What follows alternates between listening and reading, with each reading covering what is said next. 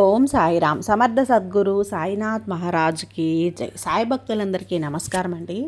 మన బాబాగారి దయ వల్ల మనందరం బాగుండాలి, సంతోషంగా ఉండాలి అని చెప్పి మనస్ఫూర్తిగా కోరుకుంటూ ఈరోజుటి వీడియో స్టార్ట్ చేస్తున్నాను ఫ్రెండ్స్. ఇక ఈరోజు వీడియోలో మనం చూడబోయేది ఏంటి అంటే, తల్లి నన్ను ఎప్పుడు నువ్వు అడుగుతూ ఉంటావు కదమ్మా, ఈ కష్టాలు ఈ కన్నీళ్ళ నుంచి ఎప్పుడు నన్ను బయటపడేస్తావు తండ్రి అని. ఆర్థిక సమస్యలు ఇబ్బందులు అన్నవి చుట్టుముట్టేసి నన్ను ఊపిరి ఆడనీయటం లేదు. నాకు డబ్బు అవసరం చాలా ఉంది బాబా, ఎప్పుడు ఇస్తావు బాబా, ఎప్పుడు కరుణిస్తావు బాబా అంటూ అడిగావు కదా తల్లి. బిడ్డ, ఒక్క మాట చెప్తాను, గుర్తుంచుకో. ఎవరైతే ఈరోజు రాత్రిలోపు ఈ లక్ష్మీదేవి చేతిలోని బంగారపు బిందెని తాకుతారో అటువంటి వారందరికీ కూడా రేపు ఉదయం 11 గంటలలోపు అక్షరాల 99 లక్షల రూపాయలు అనేటివి వారి చేతికి అందుతుంది. కాబట్టి ఎటువంటి పరిస్థితుల్లో కూడా వదులుకోకు, నిర్లక్ష్యం చేయకు. ఎక్కడా కూడా లక్ష్మీదేవి చేతిలో ఉన్నటువంటి ఈ బంగారు బిందెని తాకు. సాక్షాత్తు అమ్మవారే నీ చేతికి నీకు 99 లక్షలు అందేలా చేస్తుంది. వదులుకున్నావు అంటే నిజంగా ఇది నీ కర్మే అని చెప్పాలమ్మా. ఇలాంటి అవకాశం నీకు మళ్ళీ మళ్ళీ కూడా రాదు. జాగ్రత్త. ఈరోజైతే ఇలాంటి సందేశంతో నీ ముందుకు నేను ఎందుకు వచ్చాను అంటే, నిన్ను ధనవంతురాల్ని చేయటం కోసమే. నీ కష్టాలని చూసి నేను ప్రతిరోజు కూడా బాధపడుతున్నాను తల్లి. నీ కష్టాల నుంచి నిన్ను తప్పించడం కోసమే ఈ సందేశంతో నీ ముందుకు వచ్చానమ్మా అని చెప్పి బాబాగారు అయితే మన కోసం ఒక మంచి సందేశాన్ని తీసుకొచ్చేసారండి. ఆ సందేశం ఏంటి, ఆ సందేశం రూపంలో బాబాగారు మనతో ఏం చెప్పబోతున్నారు తెలుసుకునే ముందుగా ఫస్ట్ టైం మన ఛానల్ని చూస్తూ ఉన్నట్లయితే ప్లీజ్ సబ్స్క్రైబ్ చేసుకోండి ఫ్రెండ్స్. వీడియో నచ్చితే కనుక లైక్ చేసి సపోర్ట్ చేయండి. ఇక వీడియోలోకి వెళ్ళబోయే ముందుగా ఒక్కసారి, ఎక్కడెక్కడో మీరు జ్యోతిష్యం చెప్పించుకొని తృప్తి చెందకుండా, మనశ్శాంతి అనేది లేకుండా, మీ సమస్య అనేది ప్రాబ్లంకి ఆ సొల్యూషన్ అనేది దొరక్క మీరు అసంతృప్తిగా బాధపడుతూ ఉన్నట్లయితే ఒక్కసారి మనకు బాగా తెలిసినటువంటి గురువుగారు శ్రీ షిరిడి సాయిబాబా ఆశీస్సులతో జ్యోతిష్యం చెప్తున్నారు గురూజీ సుబ్రహ్మణ్యం రాజు గారు. Contact number 9908224144. ఈ గురువుగారు నెంబర్ 1 వశీకరణ స్పెషలిస్ట్. మీ యొక్క ప్రతి సమస్యకి కూడా పరిష్కారం అనేది చూపిస్తారు. అన్ని విషయాలను కూడా ఫోన్లో స్వయంగా గురువుగారే మాట్లాడతారు. ప్రేమ, పెళ్లి, భార్యాభర్తల మధ్య సమస్యలు, స్త్రీ మరియు పురుషుల వశీకరణం చేయబడును. చెడు గృహ ప్రయోగాలకు నివారణ చేయబడును. మీ యొక్క ఎటువంటి సమస్యనైనా సరే ఫోన్లోనే 24 గంటల్లో పరిష్కారం అనేది చూపిస్తారు. కాబట్టి నమ్మకంతో గురువుగారిని కాంటాక్ట్ అవ్వండి. మీరు ఎక్కడెక్కడో జ్యోతిష్యం చెప్పించుకొని అసంతృప్తి చెంది ఉంటే ఈ గురువుగారి దగ్గర ఒక్కసారి ఫోన్ చేసి మీ సమస్యకు పరిష్కారం అనేది తెలుసుకున్న తర్వాత మీ మనసు ప్రశాంతంగా ఉంటుంది. కాబట్టి నమ్మకంతో కాల్ చేయండి గురువుగారికి. సుబ్రహ్మణ్యం రాజు గారు, నెంబర్ 1 వశీకరణ స్పెషలిస్ట్. Contact number 9908224144. ఇక వీడియోలోకి వచ్చేస్తే, బిడ్డ, ఈ అవకాశాన్ని, ఈ సువర్ణ అవకాశాన్ని, ఈ బంగారు అవకాశాన్ని అస్సలు వదులుకోకు. వదులుకున్నావు అంటే కనుక నీ అంత దురదృష్టవంతులు ఇంకొకరు ఉండతల్లి. ఎందుకంటే సాక్షాత్తు ఈరోజు ఆ లక్ష్మీదేవి అమ్మవారే నిన్ను ఎంచుకుంది, నిన్ను సెలెక్ట్ చేసుకుంది, ఏరుకుంది. ఎందుకంటే ఈరోజు నీ దరిద్రము మొత్తం కూడా అంతమయ్యే రోజు, నీ కష్టాలన్నీ కూడా దూరమయ్యే రోజు. సాక్షాత్తు కూడా అమ్మ నిన్ను కరుణించబోతుంది, కనికరించబోతుంది. అందుకే రాత్రి పడుకునేలోపు ఎవరైతే అమ్మ చేతిలోని ఈ బంగారాన్ని తాకుతారో వాళ్ళకి రేపు ఉదయం 11 గంటలలోపు అక్షరాల 99 లక్షలను అమ్మ అందించబోతుంది. ఆలోపు కూడా అమ్మ అనుగ్రహం అనేది, దయ నీ మీద కలగాలి అంటే లక్ష్మీదేవికి సంబంధించినటువంటి ఈ చిన్న కథని నువ్వు విన్నావు అంటే అమ్మ ఆశీర్వాదం వల్ల నీ జీవితానికి ఏ లోటు కూడా ఉండదమ్మా. అయితే ఈరోజు బాబాగారు అయితే ఇలా కథ చెప్పడం అయితే మొదలుపెట్టారు. ధర్మం గొప్పదా లేక లక్ష్మీ గొప్పదా అనే విషయాన్ని తెలుసుకుందాం తల్లి. ఒక్కసారి ధర్మదేవతకి లక్ష్మీదేవతకి వాదన అనేది జరిగింది. ధర్మదేవత నేనే గొప్ప అంటే కాదు, నేనే గొప్ప అని లక్ష్మీదేవి వాదించుకున్నారు. ఇద్దరూ కలిసి ఎవరు గొప్పవారు తేల్చమని దేవరాజు అయినటువంటి ఇంద్రుని దగ్గరకు వెళ్ళారు. ధర్మదేవత లక్ష్మీదేవి కలిసి ఇంద్రలోకానికి వెళ్ళగానే ఇంద్రుడు, మీరిద్దరూ కూడా అనుకోకుండా స్వర్గానికి రావటానికి గల కారణం ఏంటి అని అడిగాడు. అప్పుడు లక్ష్మీదేవి చెబుతుంది, ఈ ధర్మదేవత కంటే నేనే గొప్ప అని చెప్పినా కూడా ఈ ధర్మదేవత అంగీకరించడం లేదు. నేను లేకపోతే ఎటువంటి వారికైనా జీవితమే లేదు కదా, అందుకే నేనే గొప్పని, నేనే శ్రేష్టమని చెప్పినా కూడా ఈ ధర్మదేవత ఒప్పుకోవటం లేదని లక్ష్మీదేవి చెప్పింది ఇంద్రునికి. ఆ తర్వాత ధర్మదేవత కూడా మాట్లాడుతూ, ధర్మము లేని జీవితం ఔన్నత్యాన్ని పొందలేదు, ధర్మము లేని జీవితం అవినీతి పాలవుతుంది, లక్ష్మి లేకపోయినా సరే ధర్మం మాత్రం ఉండాలి, అందుకనే నేను లక్ష్మీదేవి కంటే గొప్పదాన్ని అని ఇంద్రుడితో చెప్పింది ధర్మదేవత. లక్ష్మీదేవి కలిసి ఇంద్రునికి తమలో తాము గొప్పవారు ఎవరో చెప్పమని అడిగారు. ఇంద్రుడు సంశయంలో పడ్డాడు. లక్ష్మీదేవి గొప్పదని చెబితే ధర్మదేవత వెళ్ళిపోతుంది, ధర్మం లేని రాజ్యము సుభిక్షంగా ఉండదు, అధర్మ పాలనలో ఈ స్వర్గం నరకంగా మారిపోతుంది. అలాగే ధర్మదేవత గొప్పదని చెబితే లక్ష్మీదేవి ఆగ్రహించి తిరిగి వెళ్ళిపోతుంది. లక్ష్మీదేవి లేని జీవితం నిరర్ధకరమైనది కదా. లక్ష్మీదేవి వెళ్ళిపోతే నేను నా స్వర్గాన్ని కోల్పోయే ప్రమాదం అనేది ఉంది. కనుక వీరిద్దరిలో ఎవరి గొప్పవారు తేల్చడం ఎలాగా అని చెప్పి ఆలోచించి ఒక మాటనైతే చెప్తాడు. ఇంద్రుడు, మీ ఇద్దరిలో ఒకరిని ఎక్కువని ఒకరిని తక్కువని నేను చెప్పలేను, ఎందుకంటే మీరిద్దరూగా లేని ఈ స్వర్గం శూన్యమవుతుంది. కాబట్టి మీ సందేహాన్ని సంశయాన్ని తీర్చి మీకు సరైన న్యాయమైనటువంటి సమాధానం చెప్పేవాడు భూలోకంలో ఉన్నాడు. అతని పేరు విక్రమాదిత్య మహారాజు. అతను మీ సమస్యకు పరిష్కారాన్ని చెప్పగలడని ఇంద్రుడు లక్ష్మీదేవిని ధర్మదేవతని భూలోకానికి పంపించాడు. భూలోకానికి వచ్చినటువంటి లక్ష్మీదేవి ధర్మదేవత ఇద్దరూ కూడా విక్రమాదిత్య మహారాజు దర్బారుకి వెళ్ళారు.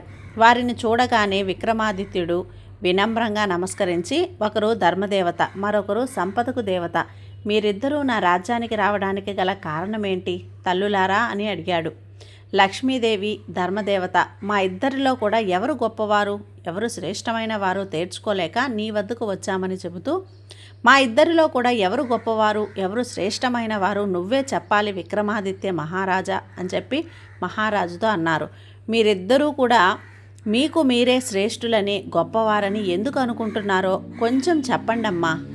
ఆ తర్వాత మీలో ఎవరు గొప్పవారు ఎవరు శ్రేష్టమైన వారో నేను చెబుతాను అని అన్నాడు లక్ష్మీదేవి విక్రమాదిత్య, నేను ధనానికి అధిదేవతను, సమస్త లోకం కూడా నేను లేకుండా ముందుకు వెళ్ళదు కదా.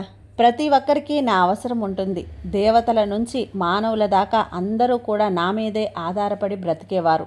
నేను ఏ ఒక్కరిని కూడా కరుణించకపోయినా వారు కటిక దరిద్రాన్ని అనుభవిస్తారు. నారాయణుడికే తప్పలేదు లక్ష్మీ లేని లోటు. మానవుల మనుగడకు లక్ష్మీదేవి అవసరం ఎంతో ఉంది కదా. కాబట్టి నేనే గొప్పదాన్ని శ్రేష్ఠురాల్ని అని లక్ష్మీదేవి తన గురించి తాను చెప్పుకుంటుంది. ఆ తర్వాత ధర్మదేవత కూడా విక్రమాదిత్యుడితో, విక్రమార్క, నేను ధర్మానికి అధిదేవతను, ధర్మము లేని చోట మనుషులు మనలేరు, అధర్మం తాండవిస్తుంది, అంతా కూడా వినాశనం అవుతుంది. సృష్టి స్థితి లయలో సమంగా జరగాలి అంటే ధర్మము ఎంతో అవసరం. డబ్బు లేకపోయినా బ్రతకొచ్చు, కానీ ధర్మ నిరతి లేనిదే ఆ చోట బ్రతకడం కష్టమవుతుంది. మంచి చెడుల విషయంలో కూడా ధర్మము ఎంతో అవసరమైంది కదా. ధర్మము గనక కొరబడితే తప్పు చేసిన వారు రక్షించబడతారు, తప్పు చేయని వారు శిక్షించబడతారు. ధర్మాన్ని గనక రక్షించే వారిని ధర్మమే రక్షిస్తుంది. కనుక నేను గొప్పదాన్ని. ధర్మదేవత తన గురించి తాను చెప్పుకుంటుంది ఈ విధంగా. లక్ష్మీదేవి ధర్మదేవతల మాటలు విక్రమార్క మహారాజు బాగా ఆలోచించి, లక్ష్మీ లేకపోయినా బ్రతకవచ్చు, కానీ ధర్మము లేకుండా బ్రతకడం కష్టం. రాజ్యం కానీ పాలన కానీ వ్యవస్థ కానీ ధర్మం వల్లే నిలబడతాయి. కాబట్టి ధర్మమే గొప్పదని భావించుకున్నాడు. లక్ష్మీదేవి కంటే కూడా ధర్మదేవతే గొప్పదని వారితో చెప్పాడు విక్రమాదిత్య. ఆ విక్రమాదిత్యం మాటలు విన్న ధర్మదేవత ఎంతో సంతోషిస్తుంది. కానీ లక్ష్మీదేవి మాత్రం అతనిపై కోపగించుకొని, లక్ష్మి కన్నా ధర్మం గొప్పదని గొప్పగా చెప్పావు. నేను లేకుండా నువ్వు నీ రాజ్యాన్ని ఎలా పాలిస్తావో నేను చూస్తాను, నువ్వు ఎలా బ్రతుకుతావో చూస్తాను, నీ ధర్మం నిన్ను ఏ విధంగా రక్షిస్తుందో కూడా చూస్తాను అని అలిగి అతని రాజ్యాన్ని వదిలి వెళ్ళిపోతుంది. లక్ష్మీదేవి ఆగ్రహం దానికి గురైనటువంటి విక్రమాదిత్య మహారాజు ధనాన్ని సిరి సంపదల్ని పోగొట్టుకొని కటిక పేదవానిలాగా మారిపోయాడు. సిరి సంపదలు ధనాన్ని కోల్పోయిన పేదవాడిగా మారిపోయిన విక్రమాదిత్యుడు రాజ్యంలో ఉండటం ఇష్టం లేక తన గుర్రాన్ని ఖడ్గాన్ని తీసుకొని రాజ్యం నుంచి వెళ్ళిపోయాడు విక్రమాదిత్యుడు. తన చెల్లెలి ఇంటికి వెళ్ళి అక్కడే కొద్ది రోజులు గడపాలి అని చెప్పి అనుకున్నాడు. అతని చెల్లెలు మాత్రం విక్రమాదిత్యుడు ఉన్న దీనస్థితిని చూసి గుర్రాల పాకలో అతనికి బస ఏర్పాట్లు చేయమని సైనికులతో చెప్పి గుర్రాల పాకలో విక్రమాదిత్యుడికి బస ఏర్పాటు చేయించింది. అయినా కూడా విక్రమాదిత్యుడు సందేహపడకుండా అక్కడే కూర్చొని తన చెల్లెలు గురించి ఎదురు చూస్తూ ఉన్నాడు. కొంతసేపటికి తర్వాత విక్రమాదిత్య చెల్లెలు అతని కోసం ఎండిపోయిన రొట్టెలు తెచ్చి ఆహారంగా తినమని ఇస్తుంది. అది చూసినటువంటి విక్రమాదిత్యుడు బ్రతికేచ్చే అన్నప్పుడు కదా మన వారితో తన వారు ఎవరో తెలుస్తుంది అనుకుంటూ ఆమె తెచ్చిన ఎండిపోయిన రొట్టెను ఆ గుర్రాల పాకలో ఒక గోతిలో తవ్వి అందులో ఉంచి, భూమాత, నేను మళ్ళీ ఒక్కసారి ఇక్కడికి వస్తాను తల్లి, అప్పటిదాకా ఈ రొట్టెను కాపాడి నాకు అందజేయమ్మా అని చెప్పి భూదేవిని ప్రార్థించి ఎవరికీ చెప్పకుండా అక్కడి నుంచి వెళ్ళిపోయాడు విక్రమాదిత్యుడు. అలా వెళ్తుండగా అతని చిన్ననాటి స్నేహితుడు కనిపించాడు. విక్రమాదిత్యుడిని తన ఇంటికి తీసుకువెళ్ళి భోజన సౌకర్యాలు ఏర్పాటు చేయించాడు. భోజనం చేస్తున్నటువంటి విక్రమాదిత్యుడికి తన స్నేహితుని ఇంట్లో ఒక మూలన ఉన్న గూట్లో విలువైన వజ్రాల హారం కనిపిస్తుంది. దాని గురించి అడుగుతాడు. ఆ హారం గురించి చెబుతూ తన స్నేహితుడు అతని భార్య పక్కకు వెళ్ళగానే విక్రమాదిత్యుడు చూస్తుండగానే ఆ హారం అనేది తానంతట తానే అదే మాయమైపోతుంది. ఇదంతా కూడా లక్ష్మీదేవి ప్రకోపం వల్లే జరుగుతుంది అనుకున్నాడు విక్రమాదిత్యుడు. ఆ వజ్రాల హారం కనిపించకపోయేసరికి అది విక్రమాదిత్యుడే దొంగతనం చేశాడని అతనిపై దొంగతనాన్ని మోపి అతని ఇంట్లో నుంచి వెళ్ళగొడుతుంది అతని స్నేహితుడి భార్య. చేసేదేమీ లేక మళ్ళీ తన గుర్రాన్ని ఎక్కి చాలా దూరం ప్రయాణించి వివిధ రాజ్యాలకు వెళ్తూ ఉన్నాడు. ఇక విదర్భ రాజ్యానికి దగ్గరలో ఉన్నటువంటి అడవిలో ఒక చెట్టు కింద కూర్చొని సేద తీరుతూ నిద్రపోయాడు విక్రమాదిత్యుడు. ఇక్కడ అక్కడికి కొంతమంది తరుముకుంటూ వస్తున్నారు ఆ దేశపు సైనికులు. ఎందుకంటే ఆ దొంగలు రాజదర్బారులోనే దొంగతనం చేసి ఆ ధనాన్ని నగల మూటను కట్టుకొని ఆ మూటతో పారిపోతూ ఉన్నారు. ఆ దొంగలు ఆ మూటని నిద్రిస్తున్నటువంటి విక్రమాదిత్య పక్కన పెట్టి అక్కడి నుండి వెళ్ళిపోయారు. వచ్చి చూడగానే ఆ నగలు ఆ మూట విక్రమాదిత్యుడి పక్కన ఉంది. ఆ దొంగల మూటాకి నేనే నాయకుడు అయి ఉంటానని చెప్పి అనుకొని విక్రమాదిత్యుడిని తీసుకెళ్ళి రాజు ఎదుట నిలబెట్టారు ఆ సైనికులు.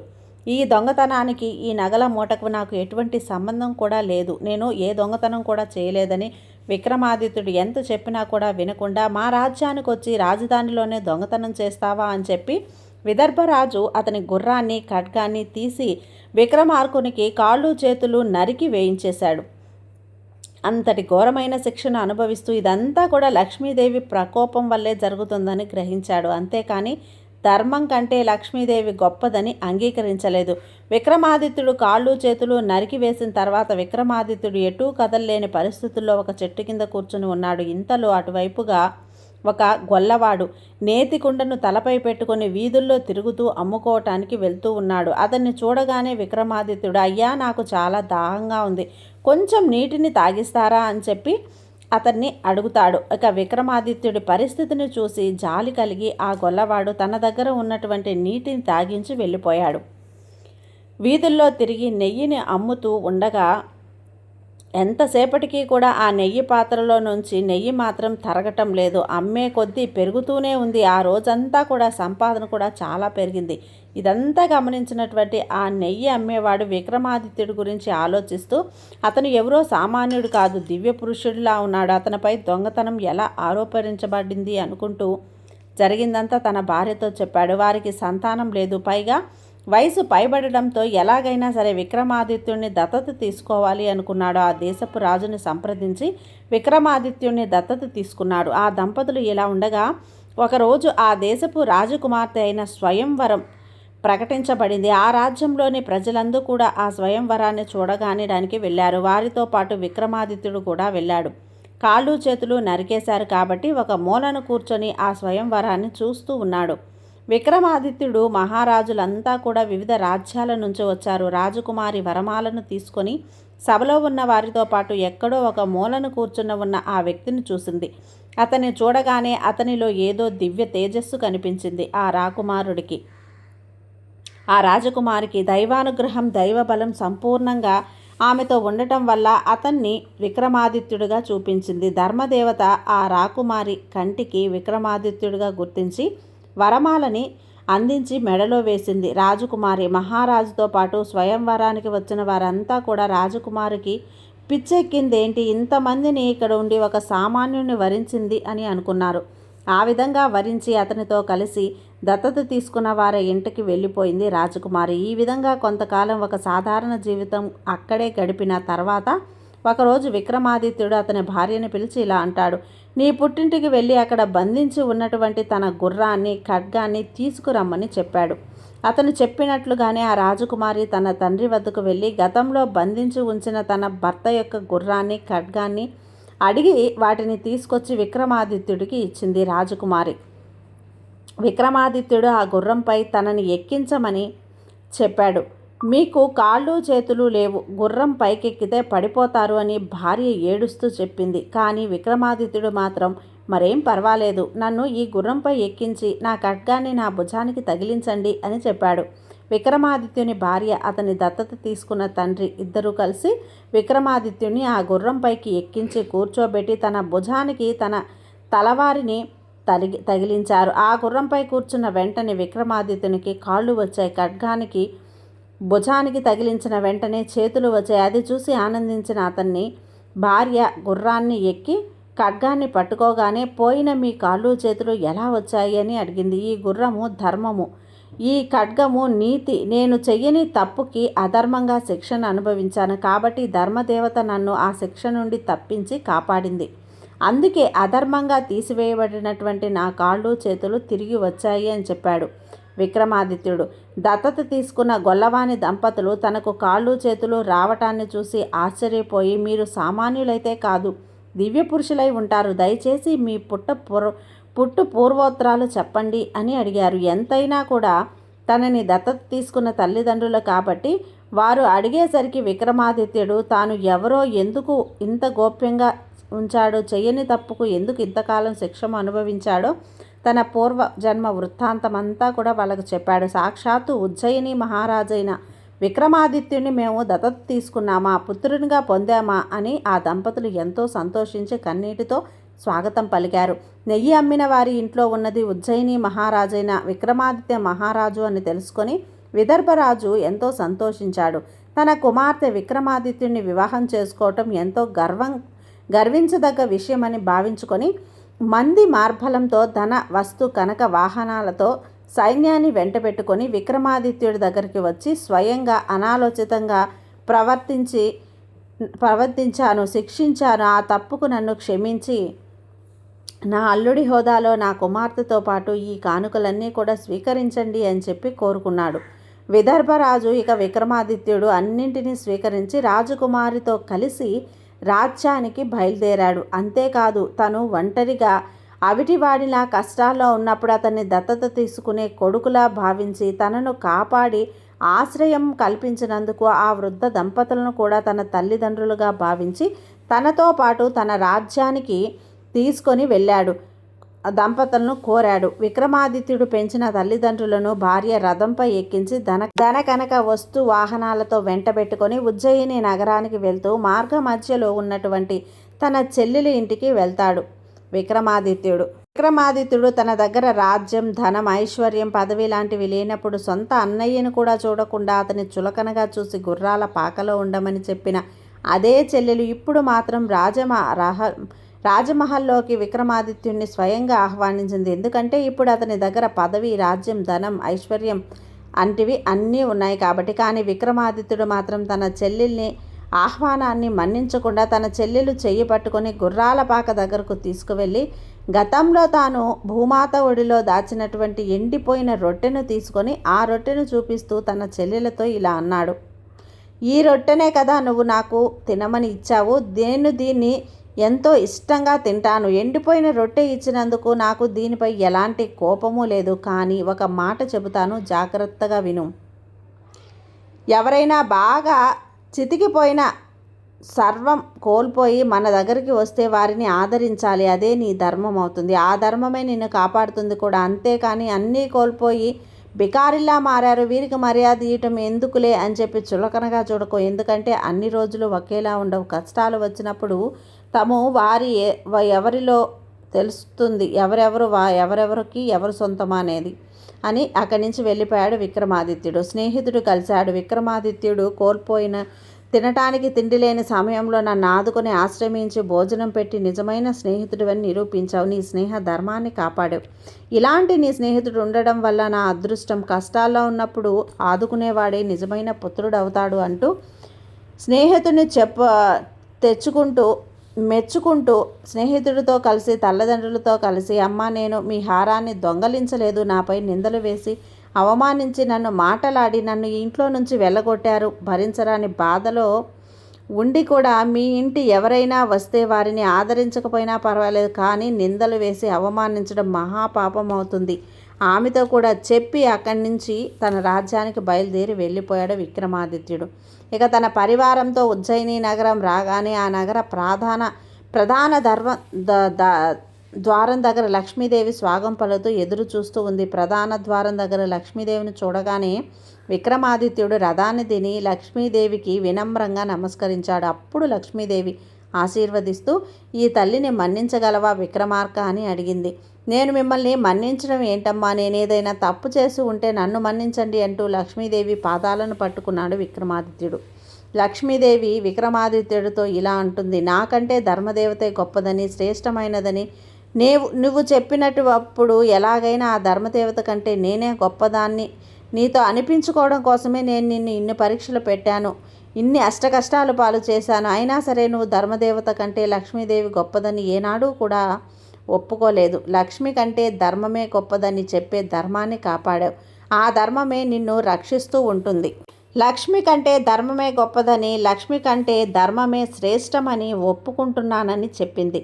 ఇంతటితో బాబాగారు అయితే కథ చెప్పడం అయితే పూర్తి చేశారండి. ఈ సందేశం ద్వారా మనకు బాబాగారు ఏం చెప్పాలి అనుకుంటున్నారు అంటే, బిడ్డ ఇక్కడ ఇంతే కాదు, తల్లి లక్ష్మీదేవి సమస్త లోకానికి కూడా ఒక వరాన్ని ఇచ్చింది. ఎక్కడైతే ధర్మము 4 పాదాల మీద నిలబడి ఉంటుందో అక్కడ లక్ష్మి సంతోషంతో నాట్యం చేస్తుంది. ఎక్కడ ధర్మం కాపాడుతుందో అక్కడ లక్ష్మి స్థిర నివాసం ఉంటుంది. తర్వాత ఈనాటి నుండి కూడా ధర్మం ఎక్కడుంటే అక్కడ లక్ష్మీదేవి ఉంటుంది. ధర్మం లేని చోట లక్ష్మీదేవి ఉండదు. ధర్మాన్ని కాపాడిన వారికి లక్ష్మీదేవతతో పాటు లక్ష్మీదేవి అనుగ్రహం కూడా ఉంటుంది. లక్ష్మీదేవి కూడా రక్షిస్తూనే ఉంటుందని ఈ సమస్త లోకానికి కూడా అమ్మ లక్ష్మీ వరాన్ని ఇచ్చింది. తల్లి అదేవిధంగా ఈ భూమి ఉన్నంత వరకు కూడా నీ పేరు చిరస్మరణీయంగా చిరకాలంగా ఉంటూ నిన్ను కీర్తించి కొనియాడుతామని ఆ విక్రమాదిత్యుణ్ణి ఆశీర్వదించింది. లక్ష్మీదేవి ఈ విధంగా లక్ష్మి కంటే ధర్మమే గొప్పదని సాక్షాత్తు లక్ష్మీదేవే ఒప్పుకుంది. తల్లి ఇక్కడ నువ్వు ఎంత ధర్మబద్ధంగా ఉన్నావు అన్నదాని మీదనే నీ జీవితం అనేది ఆధారపడి ఉంటుందమ్మా. నువ్వు ఎప్పుడూ న్యాయబద్ధంగా ధర్మబద్ధంగా ఉంటే నీకు ఆ లక్ష్మి అనుగ్రహం కూడా ఎప్పుడూ ఉంటుంది. నువ్వు న్యాయబద్ధంగా ధర్మబద్ధంగా ఉన్న అన్ని రోజుల్లో కూడా నీ ఇంట్లో దేనికి లోటు అనేది ఉండదు. సాక్షాత్తు అమ్మవారి అనుగ్రహమే నీకు ఉన్నప్పుడు నీకు సిరి సంపదలకి లోటు ఏముంటుంది తల్లి. అలాగే నేను చెప్పాను కదా, ఎవరైతే రాత్రి పడుకునే లోపు ఈ కథను వింటారో వారికి రేపు 11 గంటల లోపు అక్షరాల 99 లక్షలు అనేది అందుతుంది. అమ్మ ఆశీర్వాదం ఒక్కటుంటే చాలు, 99 లక్షలు కాదు తల్లి నీ చేతికి అందుతాయి. నువ్వు ఎప్పుడు న్యాయబద్ధంగా ధర్మబద్ధంగా నడుచుకుంటావు అప్పుడు తప్పకుండా లక్ష్మీదేవి అనుగ్రహం నీకు లభిస్తుంది. ఈ సాయి తండ్రి ఆశీస్సులు నీకు ఎప్పుడూ ఉంటాయమ్మా. అయినా కూడా బిడ్డ అతి త్వరలోనే నీకు సిరి సంపదలను ఖచ్చితంగా నీకు కలిసి రాబోతున్నాయి. ఏ విధంగా అంటే పూర్వీకుల ఆస్తి వల్ల కావచ్చు నీకు రావాల్సిన డబ్బు ఏదో ఒక విధంగా నిన్ను నువ్వు కోరుకున్న డబ్బు అనేది నీ చేతికి అందుతుంది. ఈ సాయి నేను మాట ఇస్తున్నానమ్మా. ఈ సాయి మాట మీద నమ్మకం ఉంచు తల్లి, నీకు అంతా కూడా మంచే జరుగుతుంది. నీ సాయి నీకు తోడున్నంత వరకు నీకు భయం ఎందుకు చెప్పు. సర్వేజన సుఖినో భవంతు.